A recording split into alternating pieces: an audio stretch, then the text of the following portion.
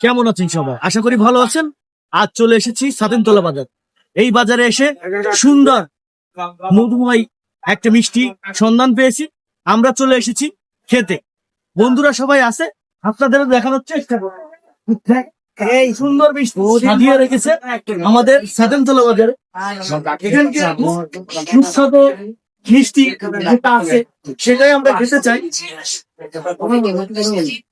আপনারা দেখতেই পাচ্ছেন এত সুন্দর সুন্দর মিষ্টি এখানে পাওয়া যাবে। খুবই ভালো লাগবে আপনাদের খেতে। আপনারা একটু ভিতরে টিকিট নিয়ে আসি। আমরা আসলে এই মিষ্টিটাই খেতে এসেছি বন্ধুরা মিলে।